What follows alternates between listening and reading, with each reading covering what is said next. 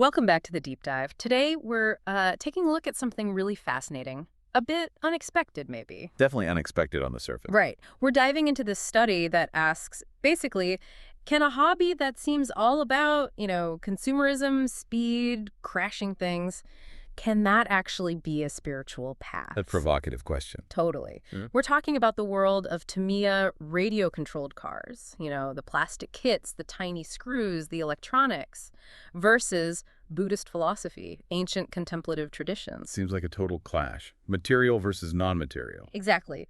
But the sources we're looking at argue it's not a clash at all. They say it's actually a really practical way to understand some deep concepts. So our mission here is to unpack that. How does the whole life of an RC car, building it, running it, crashing it, fixing it, how does that become a mini lesson in things like the Four Noble Truths, impermanence, mindfulness? Yeah, the core idea really is that the RC car itself stops being just a toy. It can actually become what's called a Dharma chakra. A wheel of teaching. Precisely. The whole process challenges that split we make between the spiritual stuff and just everyday mundane life. Like stripping a screw isn't just annoying, it's feedback. It's a lesson right there. Okay, this is where it gets really interesting. So we're going to track the car's journey. Phase 1, the build. Phase 2, running it, crashing it. Phase 3, upgrades, repairs, the whole cycle. Let's dig in, starting at the workbench. To the beginning. So you open that Tamiya box, hundreds of parts, right? The manual.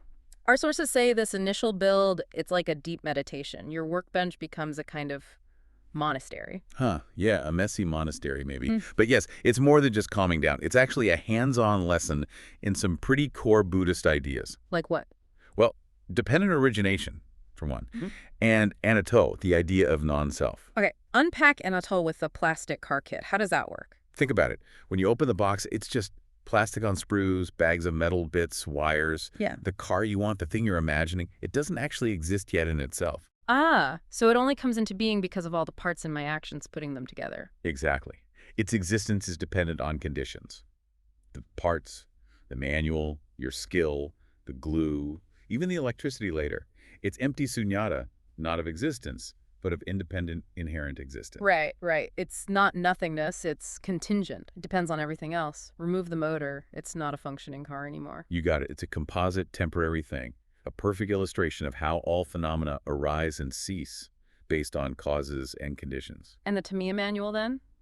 That becomes the Dharma, the teaching, the map. That's a great way to put it. Those notoriously clear instructions are your guide. Following them requires right view, understanding the complexity, what needs to happen. And right intention too, I suppose. Like the intention to be careful, patient. Absolutely. Diligence, care. And if you lack that, if you rush, get impatient, well, the hobby gives you instant feedback. That's the unskillful action part. Which leads directly to mistakes. The RC version of karma, cause and effect. Strip screw thread because you forced it. Differential and backwards because you weren't paying attention. Immediate consequences. Not punishment, Yeah. just cause and effect. The diff doesn't work because you missed step 15. It forces you to see the connection between your action, your state of mind, and the result. And just the sheer focus needed. Finding the right tiny screw, greasing a miniature gear, assembling those little oil shocks that demands mindfulness, Sati. Oh, absolutely. That intense focus is right mindfulness and right concentration and action. Your mind has to be right there on that tiny part, not wandering off. Your anchor isn't your breath, it's the feel of the screwdriver in the screw head. Precisely. The workbench becomes this space for achieving samadhi, that state of deep concentration, of meditative absorption. It's very practical, very hands-on. And even before the car turns a wheel, there's a lesson in the middle way. Through right effort. How so? Think about tightening screws, especially into plastic. The middle way avoids extremes. Over-tighten it, that's excessive force, tension, you strip the plastic. That's one extreme. Right, done that. Under-tighten it, that's laxity, carelessness, the part falls off on the first bump. The other extreme. So right effort is finding that sweet spot. Just tight enough, balanced energy. Exactly. The skill builder develops a feel for it, applying just the right amount of focused, steady energy, not rushing, but not being lazy either. Okay, so the car's built, perfect, maybe, sitting there pristine. No. But then it leaves the monastery. And hits the real world, the track, the park, the dirt pile. Yeah. And that's where you slam right into the first two noble truths. Uh-oh. From meditative calm to guaranteed breakdown. Pretty much. The first noble truth, Dukkha, usually translated as suffering, but maybe better here is dissatisfaction, stress, unease. It's just unavoidable in RC. Oh, yeah. Anyone who's run an RC car knows dukkha. That sickening crunch when you land a jump wrong, a stripped gear halfway through a race, even just the battery dying when you were having fun. That frustration is real. It is. And even the good moments, nailing a perfect lap, landing a crazy jump, they don't last, do they? They're fleeting. That's anicca, Impermanence. impermanence in high-speed motion. That RC car is like a time lapse of entropy. It starts perfect, but the second it moves, it's wearing out. Scratches, worn tires, cracked plastic, it's all decaying. And if you try to cling to that just built perfection, you're setting yourself up for anxiety. Every little scuff mark hurts. Because of attachment. Which brings us straight to the second noble truth. The cause of all this dukkha, this stress, is tacha, craving, thirst, attachment. Okay, explain how tasha, craving, causes a stripped gear. I get the frustration after, but how does craving cause it? The attachment to the outcome, the craving for speed, for winning, for that awesome YouTube video. That's what makes you push the car beyond its limits. Ah, I see. So it's not just the jump, it's the desire to nail the impossibly big jump that leads to the crash and the broken part? Precisely. Your craving precedes and directly causes the situation that leads to the dissatisfaction, the dukkha. The track is like a little lab for watching that happen in real time.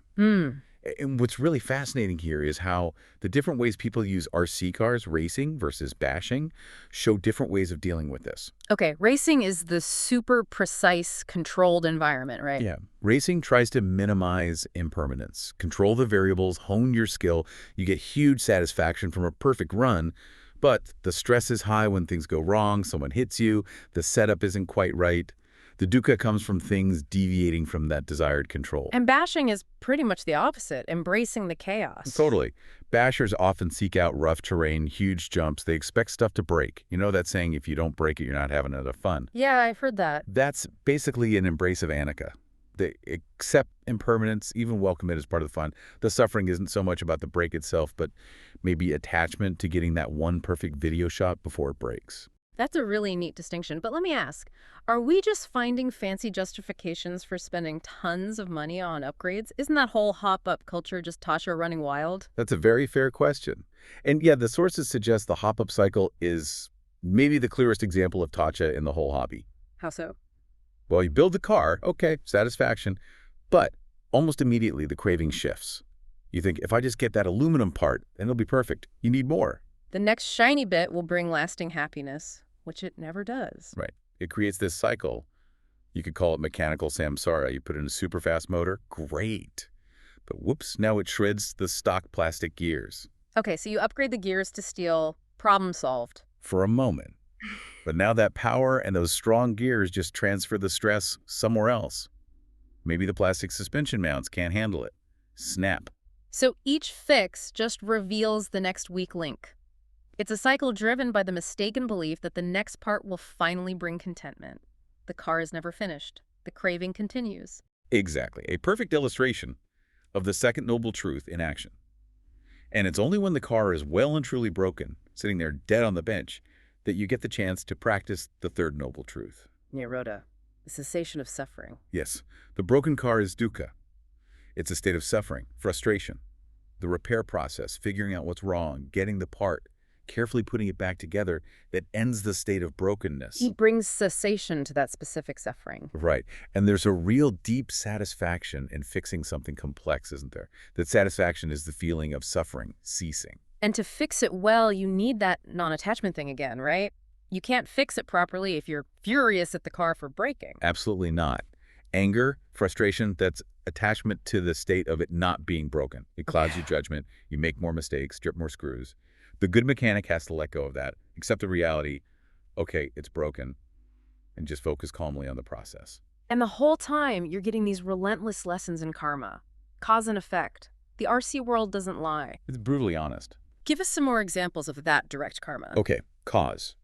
You shimmed the differential gears poorly, left too much slop. Effect.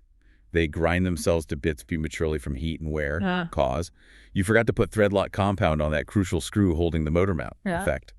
Vibration loosens it, the motor shifts, your gear mesh goes out, and strips spur gear 5 minutes later. Right. Direct result. Cause.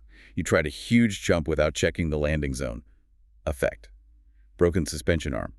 The broken part isn't bad luck. It's the physical consequence teaching you about your actions or lack of foresight. It forces responsibility. So if we pull all these threads together, the whole hobby, approached mindfully, starts to look like the Noble Eightfold Path, the Buddhist path to end suffering. That's the argument.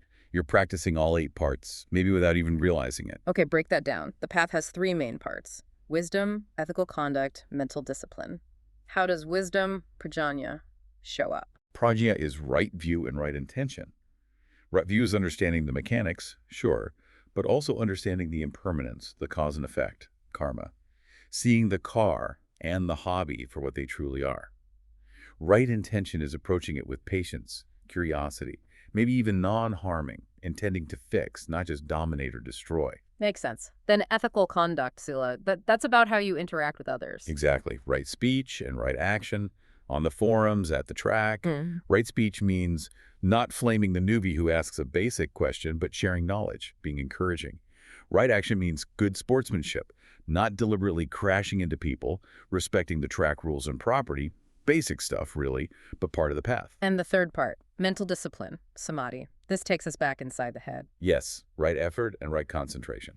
Right effort is that sustained, balanced energy we talked about, sticking with a tricky build or repair without giving up or getting frantic.